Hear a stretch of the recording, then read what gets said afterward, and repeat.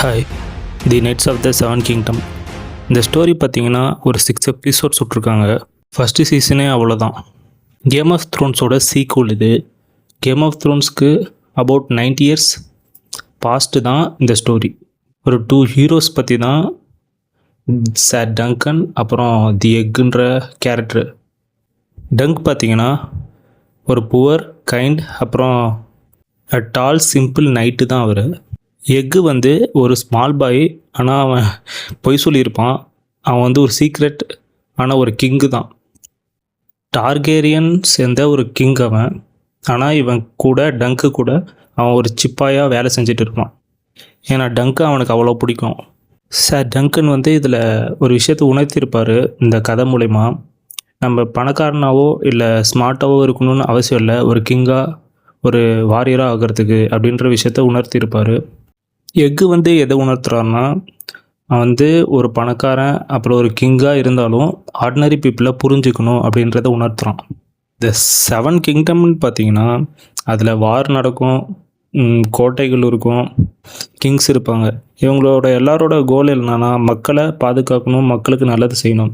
ஆனால் இந்த இடத்துல நிறையா கெட்டது, மக்களை அடிக்கிறது, இந்த மாதிரி விஷயத்த தான் பண்ணிகிட்டு இருக்காங்க. அந்த இடத்துல இந்த மாதிரி 2 பேரை பார்க்கும்போதே ஒரு நல்ல விஷயத்த உணர்த்துது, நிறைய விஷயத்த சொல்லித்தராங்க. நான் என்ன இந்த ஸ்டோரி பற்றி எதுக்கு இப்போ சொல்கிறேன்னா, இதுலேருந்து நிறையா மீனிங்கும் நல்ல நல்ல விஷயங்களும் கற்றுக்கலாம். ஃபஸ்ட் ஒன் பார்த்தீங்கன்னா, title don't make you good. Many great lords வந்து பார்த்தீங்கன்னா செல்ஃபிஷாக க்ரூவலாக தான் இருக்காங்க. ஒரு புவர் நைட்டு தான் இவர் மோர் ஹானர் அப்புறம் நல்லது செஞ்சுருக்காரு, அந்த மாதிரி விஷயத்த உணர்த்துறாரு. இதுலேருந்து என்ன தெரியுதுன்னா, நீ எவ்வளோ பெரிய ஆளாக இருந்தாலும் என்ன பதவியில் இருந்தாலும் உனக்கு நல்ல கேரக்டர் இருக்காதுன்ற மாதிரி தான். செகண்ட் ஒன் பார்த்தீங்கன்னா, kindness is the true strength. Dunk வந்து சில்ட்ரன் அப்புறம் வீக்கான பீப்புள் அப்புறம் கஷ்டப்படுறவங்க அவங்களுக்கு சப்போர்ட் பண்ணுவார்.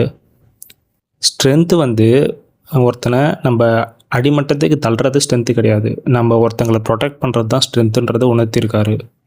தேர்ட் ஒன் வந்து power without empathy is dangerous. Egg அவ்வளோ பெரிய டார்கெரியன் குடும்பத்தை சேர்ந்தவனாக இருந்தாலும் அவன் வந்து ஒரு ஆர்டினரி பீப்புள் கஷ்டப்படுறத பார்த்தா அவனுக்கு வந்து மனம் இறங்குறான். இதுதான் அவனை ஒரு ஃப்யூச்சர் பெரிய நல்ல கிங்காக ஆக்குது, மக்களுக்கான கிங்காக ஆக்குது அவனை.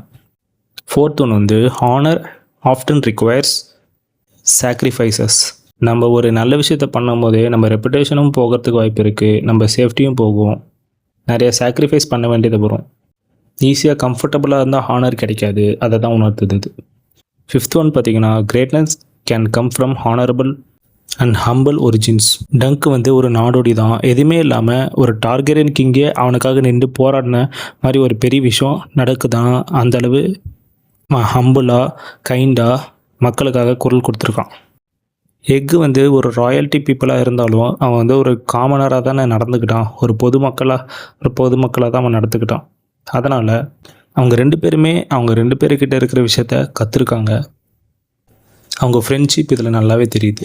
இந்த ஸ்டோரி ஏன் ஸ்பெஷலாக தெரியுதுன்னா, கேம் ஆஃப் த்ரோன்ஸ் வந்து பவர் அப்புறம் ஸ்ட்ரகிளை பற்றி ஃபோக்கஸ் பண்ணியிருக்கும். இந்த ஸ்டோரி வந்து ஒரு ஹியூமனோட குட்னஸை உணர்த்துது இந்த மாதிரி ஹார்ஸ் வேர்ல்டில்.